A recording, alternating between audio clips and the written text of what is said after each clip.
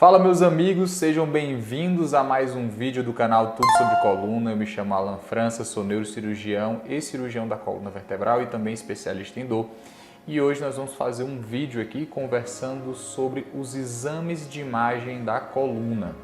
Esse é um vídeo com o intuito da gente trazer esclarecimento para os profissionais da área de saúde, mas principalmente para os pacientes que às vezes ficam em dúvida sobre qual exame da coluna é o ideal, por que o médico pediu determinado exame e não o outro, se eu já fiz tal exame, por que o médico está querendo mais um exame da minha coluna. Então a ideia desse vídeo aqui é tentar deixar isso o mais claro possível, combinado?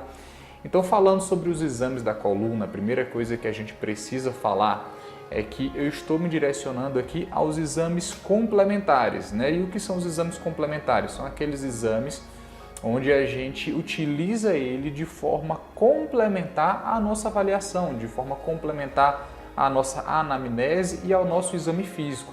A base do manejo, a base do tratamento de um paciente que tem algum problema na coluna, seja esse problema uma dor, seja esse problema uma escoliose, uma deformidade, um tumor, a base do manejo é a anamnese, que é exatamente a conversa, a entrevista do paciente, onde a gente coleta informações do histórico do paciente, das comorbidades, dos medicamentos que o paciente faz uso, qual é a história da doença, como foi que tudo começou, por que esse paciente está procurando assistência, isso a gente chama de anamnese. E a gente complementa a nossa anamnese com o exame físico, né? Que é deitar o paciente na maca, colocar o paciente na nossa frente, às vezes fazer fotografias, e em cima dessas informações a gente constrói ali, né, toda a nossa avaliação inicial. Porém, eventualmente, a gente precisa complementar essa avaliação inicial com exames de imagens. E a gente vai dividir a nossa aula aqui em 3 tipos de exames de imagem que a gente pode utilizar eles como recursos complementares. O primeiro exame de imagem complementar que a gente vai conversar aqui é sobre as radiografias, o famoso raio-x. Eu tenho certeza que vocês já ouviram falar no raio-x e eu vou explicar quando que a gente solicita um raio-x da coluna. Primeiro que vocês precisam entender sobre o raio-x é que ele é um exame bem simples, porém apesar de ser simples, ele pode trazer informações valiosas. É um exame bidimensional, onde a gente só consegue avaliar o paciente de uma determinada forma, né? Então, se o paciente está de frente, eu tiro uma fotografia ali do paciente de frente, se o paciente está de lado, eu estou tirando uma fotografia de lado, e a gente vai analisar principalmente as estruturas ósseas, porque quando a gente emite um raio-x na coluna, esse raio-x ele bate nas estruturas ósseas, que são as vértebras da nossa coluna, e isso vai gerar uma imagem. Se vocês acompanharem aqui pela imagem agora na tela, vocês vão ver exatamente aqui 2 radiografias de um paciente. Nessa imagem do lado de cá, a gente tem uma radiografia aqui de um paciente de frente. A gente chama essa radiografia de anteroposterior, né? Porque a radiação ela bateu na porção anterior do paciente para a porção posterior. Já essa outra imagem que nós temos aqui é uma radiografia em perfil, onde o paciente está de lado. E a gente consegue ver aqui que a gente consegue evidenciar bem as estruturas ósseas, então a gente vê aqui a primeira vértebra cervical, a segunda vértebra cervical com seu processo odontoide e as vértebras subsequentes. Percebam que, por exemplo, eu não consigo enxergar aqui nessa radiografia a medula que está passando aqui por dentro, não vejo os nervos, apesar de eu ver aqui os forames, que é por onde os nervos vão sair, mas eu não consigo diretamente ver essas estruturas nervosas. Também não consigo diretamente ver os discos intervertebrais, né, que estão aqui. Não consigo ver diretamente os ligamentos que estão aqui. Então, o que eu vejo bem nítido numa radiografia são as estruturas ósseas. E isso é importante porque não é incomum chegar paciente no meu consultório e falar assim: doutor, eu estou com uma hérnia de disco e já fiz um exame aqui, já trouxe uma radiografia. Na radiografia eu não consigo ver diretamente a hérnia de disco, porque a hérnia de disco ela surge do disco intervertebral, que é uma estrutura cartilaginosa. O que às vezes eu consigo ver é uma redução do espaço entre as vértebras, é um fechamento às vezes do forame por onde está saindo o nervo, e indiretamente eu consigo imaginar que talvez possa existir ali uma hérnia de disco quando eu comparo isso com o exame físico do paciente, mas eu não vejo ali.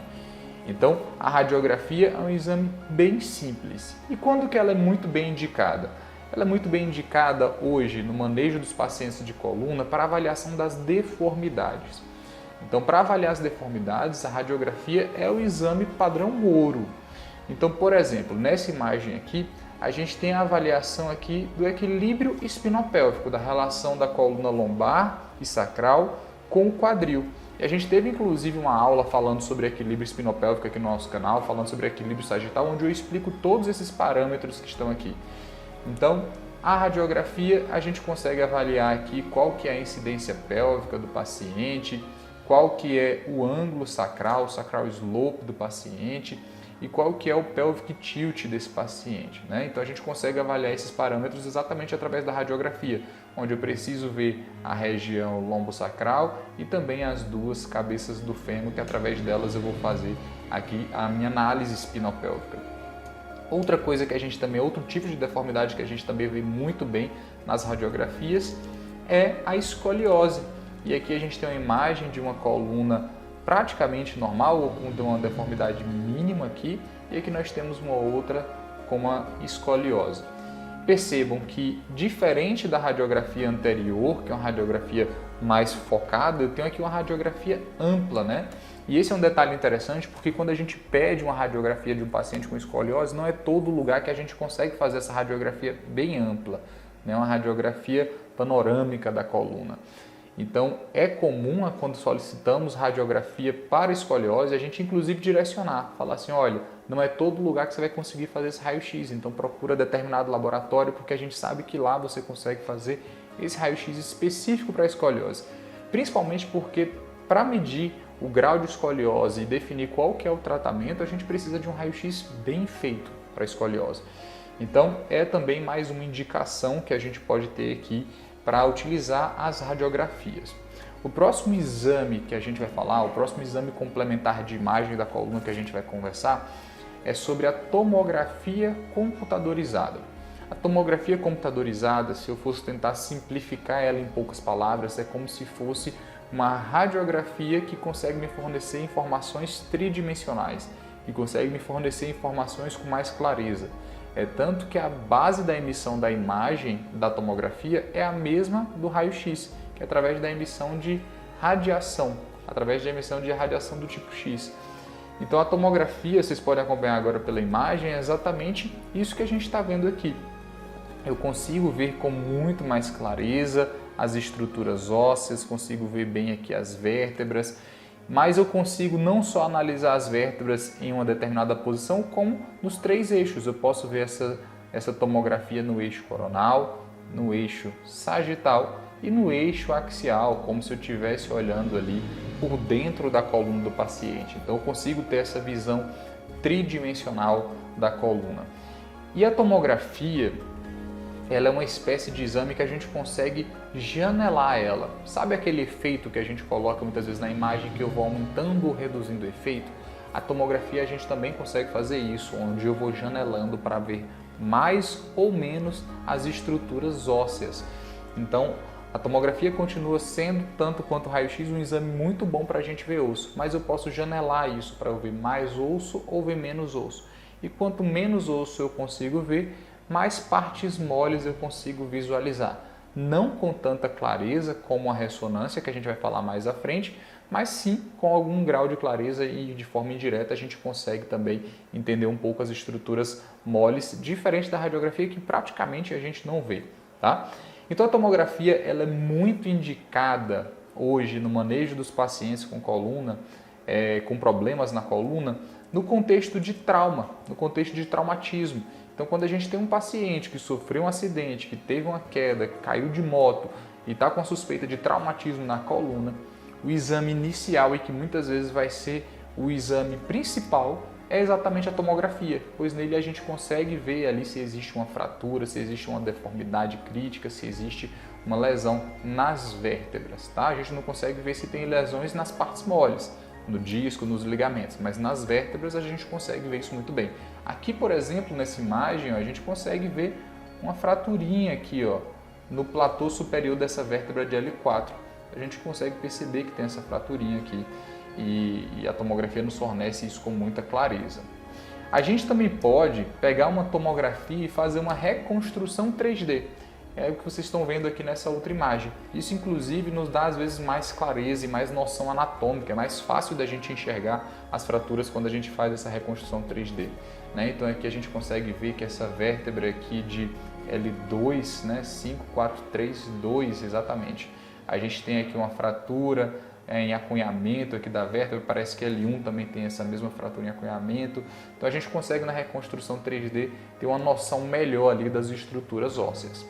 E por fim, o último exame que a gente vai falar é sobre a ressonância nuclear magnética, que esse exame, sem sombra de dúvidas, veio para revolucionar o manejo dos pacientes no quesito de exame complementar, porque eles nos fornecem muita informação sobre as estruturas moles, sobre os nervos, ligamentos, o disco. Todas essas estruturas conseguem ser vistas com muita clareza na ressonância. Então, quando eu tenho um paciente com dor por conta de uma hérnia de disco, quando eu tenho um paciente com dor por conta de uma artrose, quando eu tenho um paciente com uma dor do tipo neuropática que se origina da coluna, eu utilizo a ressonância para investigação complementar, porque é ela que vai me falar onde que está o nervo que está sendo comprimido, onde está a raiz que está sendo comprimida, se existe compressão da medula espinhal desse paciente, da cauda equina, das estruturas nervosas. Num paciente que teve um trauma, se eu suspeito que ele teve lesão ligamentar associada, é a ressonância que vai também me dar essa informação. Se eu suspeito que esse paciente fez uma hérnia de disco traumática, é a ressonância que vai me dar essa informação. Se eu suspeito que esse paciente, no momento do trauma, fez uma lesão medular, é também a ressonância que vai me dar essa informação. E aqui vocês conseguem ver na imagem exatamente a ressonância magnética, aqui 3 ressonâncias magnéticas da coluna lombar, e aí eu já vejo com bastante clareza aqui as várias estruturas que compõem a coluna, né? Então eu vejo as vértebras, mas o que me chama a atenção é que agora eu começo a ver bem nítido aqui, ó, o disco intervertebral, inclusive com a sua porção externa, que é o ânulo fibroso, e a porção interna, que é o núcleo pulposo. Consigo ver aqui que no nível L5, S1, eu tenho uma fissura do ânulo fibroso aqui nessa porção, e por onde houve um extravasamento do núcleo pulposo, formando uma hérnia de disco. Nessa outra imagem, eu consigo ver que os platôs cartilaginosos aqui, ó, de L4 e L5, eles estão aqui inflamados, tem um processo aqui, parece que infeccioso, inflamatório no disco L4 e L5, sugerindo aqui uma espondilodicite, talvez.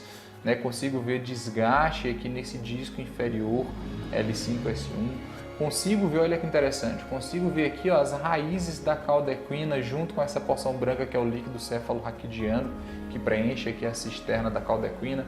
Então eu consigo ver uma riqueza de informação muito grande, né? E também, assim como na tomografia, eu também consigo ver isso tridimensionalmente. Posso ver isso coronal, posso ver isso sagital, que é o paciente de lado, e posso ver isso por dentro, que é o axial. Então aqui nessa imagem a gente consegue ver exatamente essa imagem axial, né? Onde eu vejo aqui, olha que interessante, a musculatura paravertebral, aqui o psoas, consigo ver a musculatura paravertebral posterior, né? Multífidos e longuíssimo. Consigo ver aqui as estruturas ósseas e no seu interior o canal vertebral com as suas raízes da cauda equina aqui compondo. E aqui à frente o disco intervertebral com sua porção externa, que é o ânulo fibroso, porção interna, que é o núcleo pulposo. Consigo também ver até os vasos abdominais aqui que preenchem a porção anterior da coluna vertebral. Então a ressonância é aquele exame mais complexo que nós temos, pois ele nos dá muito mais riqueza de informação para a avaliação da coluna do paciente. Então casos de dor é sem sombra de dúvidas o principal exame que a gente vai utilizar na nossa investigação. Então é isso, pessoal, essa foi a nossa aula sobre exames de imagem na coluna. Eu espero que vocês tenham gostado. Se gostou, não deixe de curtir esse vídeo, compartilha com quem você acredita que pode se beneficiar desse tipo de conteúdo. E se você ainda não é inscrito no nosso canal, não deixe de se inscrever, pois você vai acabar recebendo ainda mais vídeos como esse e adquirir ainda mais conhecimento para que você possa utilizar no seu dia a dia. Muito obrigado pela atenção de vocês e até o próximo vídeo.